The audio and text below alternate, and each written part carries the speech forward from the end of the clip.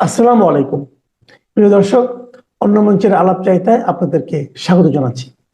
আজ আমাদের সঙ্গে অতিথি হিসেবে আছেন সিনিয়র সাংবাদিক জনাব আরশাদ মাহমুদ। আপনি দেখেছেন আজকে তো 18 তারিখ অগাস্টের 15 আগস্ট পালন নিয়ে নানা ধরনের ধুমরুজাল আমরা কিন্তু লক্ষ্য করলাম।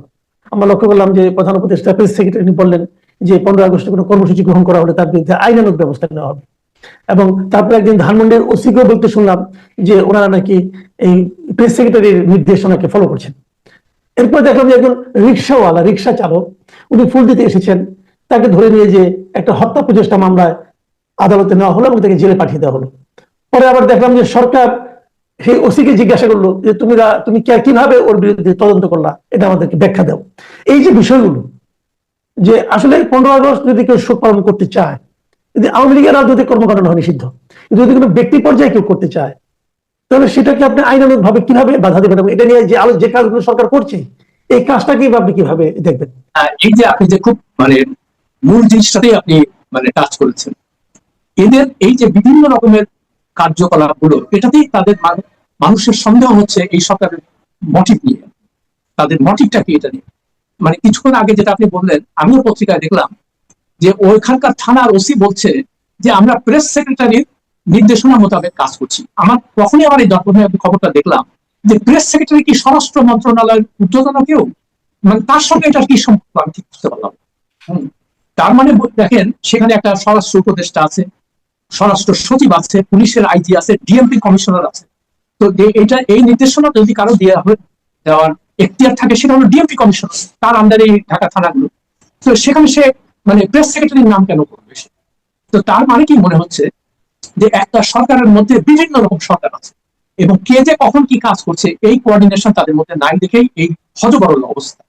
তারপরে দেখেন, আপনি আইন করে যদি আমার যদি সত্যিকার অর্থে তার জন্য ভালোবাসা থাকে, জাতির জনকের জন্য বা বঙ্গবন্ধু যেটাই বলেন, তিনি অনেক কাজ করেছেন যেটা আমি নিজেও পছন্দ করি না, এবং আমি এগুলো লিখেছি যে উনি স্বাধীনতা, আমরা যে স্বাধীনতা যুদ্ধে সবাই ঝাঁপ দিয়ে পড়েছিলাম, আমি অবশ্য অস্ত্র হাতে নিই। তো এটা তো তার ডাকেই আমরা গেছি। এটা তো অস্বীকার করে, এটা তো আমাদের ইতিহাস করতে হবে না, আমি তো সাক্ষী এগুলো। তো এখন তাকে তার পরবর্তী 73 থেকে 75-এর মধ্যে তার অনেক কার্যকলাপের কারণে তিনি নিন্দিত হয়েছেন, বিতর্কিত হয়েছেন, খুব ভালো কথা। এখন একটা মানুষের স্বাধীনতা আন্দোলনে তার যে অবদান, এটা তো আপনি জোর জবরদস্তি মুছে ফেলতে পারেন না। এটা তো অসম্ভব একটা ব্যাপার। আপনি বলতে পারেন তার ভালো দিক কোনটা, তার মন্দ। আমি একটা লেখার মধ্যে লিখেছিলাম যে তার 32 নাম্বার ভাঙার উচিত ছিল না, সেখানে বলা উচিত ছিল যে এটা একটা জাদুঘর হবে। কিসের জাদুঘর? মহানায়ক থেকে খলনায়ক। তার ভালো দিকগুলো বলবেন, তারপরে তিনি যে খারাপ কাজগুলো সেটা তারপরে আপনারা ওখানে ভেঙে দেবেন। তো ভেঙে দেওয়ার অর্থ তো এই না যে তার মন, মানুষের মন থেকে উনি মুছে গেছেন। এবং মুছে যে যান নাই, এত কিছুর পরেও, আওয়ামী লীগের এত অত্যাচার, এত কিছুর পরেও তো মানুষ সেখানে যাচ্ছে, মানুষ বলতে দেওয়ার চেষ্টা করছে। তো তার অর্থটা কি, যে আপনি কি এটা আইন করে বন্ধ করতে পারবেন? এটা তো একটা অসম্ভব ব্যাপার। তো আপনার উচিত ছিল এই সরকার বা পরবর্তী সরকার যারাই আসছে, তাদের এমন কাজ করা যাতে করে মানুষের একটা তুলনা করতে পারে যে কোন সরকার ভালো ছিল, কোন সরকার খারাপ ছিল। এখন আপনি এসেই নানান রকমের এজেন্ডা বাস্তবায়ন করার চেষ্টা করছেন। আপনি জাতির জনকে মুছে ফেলতে চান, আপনি আওয়ামী লীগকে, ঠিক আছে, আওয়ামী লীগ হাসিনা জঘন্যতম কাজ করছে, আমরা সবাই জানি। তো তার প্রকৃত বিচার করেন, যেগুলো করা দরকার সেগুলো আপনি না করে আপনি এখন ওই রিক্সাওয়ালা ধরতেছেন, এই বেটা তুই ওখানে ফোন দেখছিস। আরে ভাই, সে নিয়ে তার স্ত্রীকে দেখলাম ওই টিভিতে বলছে যে উনি সবসময়, আমার স্বামী বলতো, উনি বঙ্গবন্ধুর মন থেকে ভালোবাসে। তো এই যদি একটা ব্যক্তির যদি এরকম অনুভূতি হয়, আপনি সেটাকে আইন করে বন্ধ করতে পারবেন কোনোদিন? তো আপনার উচিত, আপনার তো প্রধান কথা বলতে প্রেস সেক্রেটারি এখানে কি নিয়ে, তার ভূমিকাটা কি, আমি তো বুঝতেছি না এগুলো। এবং দেখেন আরেকটা, জি জি, আমি আরেকটা বিষয় নিয়ে আলোচনা করতে যাচ্ছি। এটাও এই সময় খুব আলোচিত হচ্ছে। সেটা হলো, হঠাৎ করে দেখলাম যে একটা রিপোর্টই বের হলো এবং সেই রিপোর্টটাকে সরকারের পক্ষ থেকে অথবা সরকারের বিভিন্ন লোকের পক্ষ থেকে খুব আনন্দের সঙ্গে গ্রহণ করা হয়েছে। সেটা হলো, এই যে একটা রিপোর্ট বলা হলো যে বঙ্গবন্ধুর যে অসমাপ্ত আত্মজীবনী, এটা নাকি পুলিশের সাবেক আইজিপি জাভেদ পাটোয়ারি লিখে দিয়েছেন। এবং এর বিনিময়ে উনি কত টাকা পেয়েছেন, এবং তার সঙ্গে নাকি আরো 124 জন না কতজন লোক ছিল, এদের সবাইকে 1 কোটি করে টাকা, হ্যাঁ 121 জন, 121 জন ছিল, এদের সবাইকে 1 কোটি করে টাকা দেওয়া হয়েছে এবং একটা করে ফ্ল্যাট কি দেওয়া হয়েছে।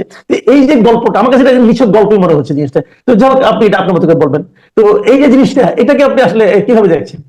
না মানে এটা আমি খালি একটাই জিনিস বলবো যে সাংবাদিকতা যে কত নিচে নেমেছে, সাংবাদিকতার মধ্যে যে পেশাগত কোনো ব্যাপার নাই এটাই বোঝা যাচ্ছে। হ্যাঁ, এরাও এখন হয়তো তার মালিক পক্ষ চাচ্ছে যে এই সরকারকে খুশি করতে, যেহেতু উনি একটু বেকায়দায় ছিলেন, হাসিনার সরকার বারবার কবিতা করছেন যে তার তো জেলে থাকার কথা ছিল। তো এখন যা বোঝা যাচ্ছে এই ধরনের লোকজন তারা চিন্তা করলো যে এদেরকে খুশি করার জন্য আমাদের যে কোনো কাজ করতে হবে। তো কাজ করতে যে মানে লেজে গবরে অবস্থা করে ফেলে, হাস্যকর একটা ব্যাপার করে। আর প্রথম কথা হলো যে চ্যানেল 24 এর যে নিউজটা আমিও দেখলাম, মানে প্রথম কথা হলো একটা আত্মজীবনী অন্যজন কিভাবে লেখে, সেটা বায়োগ্রাফি হতে পারে, সেটা অটোবায়োগ্রাফি হতে পারে। জাভেদ পাটোয়ারি বায়োগ্রাফি লিখতে পারে, কিন্তু অটোবায়োগ্রাফি সে কি করে লিখবে? তারপরে আমি কালকে ফেসবুকে আরেকজনের একটা মন্তব্য দেখলাম যে উনি বলছেন যে আমি বইটা পুঙ্খানুভাবে পড়েছি। সে কিন্তু শেখ মুজিব বা বঙ্গবন্ধু কোনো ভক্ত না, কিন্তু সে বলছে যে বইটা পড়ার পরে আমার মনে হয়েছে যে এটা কোনো দ্বিতীয় ব্যক্তির পক্ষে লেখা সম্ভব না। তার মধ্যে ওই যে ভিতরের যে মানে আত্মজীবনী লিখতে গেলে মানে ঘটনার ভিতরে প্রবেশ করতে পারে, এটা বাইরের লোকের পক্ষে জানা, ওই ওই অনুভূতিটা প্রকাশ করা সম্ভব। তো এখন আরেকটা কথা, আমি দেখেন জার্নালিজমের ফ্লপ, এদের সম্পাদক কারা, রিপোর্টার তো মানে কি করবো, আমার খালি মনে হয় যে এটা সম্পাদনার দায়িত্বে কার, সম্পাদকটা কি? সে তো বলবে তুমি যে 121 জনের কথা বললা, তার 5 লাখ লোকের নাম বলো, সেটা তো তুমি বললে না কিছু। তুমি বলতেছো 1 কোটি টাকা করে নিছে, 1 কোটি করে ফ্ল্যাট দিছে। তো সেটারও তো একটা নথি কিছু দরকার ছিল, একটা প্রমাণ। তুমি জাস্ট খালি বলে দিলা। এখন তারপরে কি হলো, দুদক দেখলাম, দুর্নীতি দমন কমিশন বলছে যে এটা আমরা নজরে নিয়েছে এবং এটা ইনভেস্টিগেশন হচ্ছে। তো ভাই তুমি যদি সাংবাদিক, তুমি তুমি এই সমস্ত মানে গাঁদা টাদা খেয়ে এই সমস্ত কি কি বলতেছো এগুলো? না, আর এটা এটা এটা কি দুদকের কাজ? না মানে ঠিক আছে, যদি কেউ ইয়ে করে থাকে মানে কি বলে দুর্নীতি করে থাকে, সেটা দুর্নীতি দমন কমিশন। আচ্ছা, আরেকটা জিনিস কালকে আমি দেখলাম সমকালে একটা রিপোর্ট, সেটা হলো এখনকার যে দুর্নীতি দমন কমিশনের চেয়ারম্যান আব্দুল মোমেন, তাকে আমি ব্যক্তিগতভাবে চিনি, আমার অনুষ্ঠতি ছোট ভাইয়ের মতো, খুব ভালো এমনি সব দিক থেকে। সে দেখলাম কোন একটা অনুষ্ঠানে বক্তব্য দিচ্ছে যে এখন দুর্নীতি দমন কমিশন খুব ভালো এভাবে কাজ, স্বাধীনভাবে কাজ করছে, এবং ইউনূস সাহেব নাকি মানে সাংঘাতিক, উনি মানে মানে উনি দুর্নীতি কোনো ব্যাপার উনি মানে সহ্য করবে না, এরকম একটা ইমপ্রেশন। আমি রিপোর্টটা ভালো করে পড়ানোর সময় পাইনি, যা দেখি হেডলাইন দেখতে বুঝলাম। এখন আমার কথা হলো যে ইউনূস সাহেব তো দুর্নীতির দায় সাজাগ্রস্ত হয়েছিল, ওনার তো সাজা হয়েছে, উনি তারপর সেটার বেসিসে উনি মামলা করছেন, সেই মামলা চলতেছিল। এখন আপনি বলতে পারেন বা অনেকে বলতে পারেন এটা তো হাসিনা করার মামলা করা, হ্যাঁ ঠিক, কথা সত্য, হাসিনা খুবই প্রতিহিংসামূলক এটা ঠিক। তো আমার কথা হচ্ছে একটাই, যে আপনি যদি নির্দোষ হবেন তাহলে সেটা তো কোর্ট আপনাকে খালাস দেবে। তো আপনি কোর্টের মাধ্যমে না, যে আপনি নিজের মামলাটা কেন এক্সিকিউটিভ অর্ডারে প্রত্যাহার করবেন, এটা কেন করবেন আপনি প্রথম? তাহলে আপনার বিরুদ্ধে যে সাজা ছিল, কি আপনি কি ভয় পেয়েছেন যে আসলে ওটা সাজাটা ঠিক ছিল, নাহলে আপনি এটা করতে থাকতেন? আপনি যদি আইনের শাসনে বিশ্বাস করেন, বিচার বিভাগের স্বাধীনতায় বিশ্বাস করেন, আপনার তো বলা উচিত ছিল যে না, আগের কোর্ট ঠিক করেছে, আমার আমি এটা কোনোভাবে এটাতে ইন্টারফেয়ার করবো না, গভর্নমেন্ট কোনো ইন্টারভেন করবে না কোনোভাবে, বিচার বিভাগ সম্পূর্ণভাবে স্বাধীন এবং তারা যে রায় দেবে সেটা আমি মাথা। আপনি তো সেই কথা বললেন। তো আপনি যে আসছিলেন এখানে মৌলিক সংস্কার, তো বিচার বিভাগের স্বাধীনতা তো মৌলিক সংস্কার, আইনের শাসন মৌলিক সংস্কার। আপনি হামিদ গ্রুপের চ্যানেল 24 এর মালিক, সে এত বড় জঘন্যপূর্ণ কাজ করছে, মানে আগের সব স্বৈরাচারী সরকারের দোষ ছিল, আপনি তাকে কোনো আইনের আওতায় আনলেন? আপনি বসুন্ধরার মালিকরা দিনের পর দিন খুন, মানে কি বলে, ধর্ষণ, জমি দখল, অর্থ পাচার, ব্যাংক লুট, এগুলো সবকিছু তারা দিব্যি তাদের বিরুদ্ধে মামলা আছে। হ্যাঁ, এখন আপনি যদি বলেন যে আমি আইনের শাসনে বিশ্বাস করি, তাহলে আইনকে আপনি সিলেক্টিভলি এনফোর্স করছেন না, আপনি একজনকে জেলে দিচ্ছেন আর একজনকে ছেড়ে দিচ্ছেন, এটা কেমন কথা?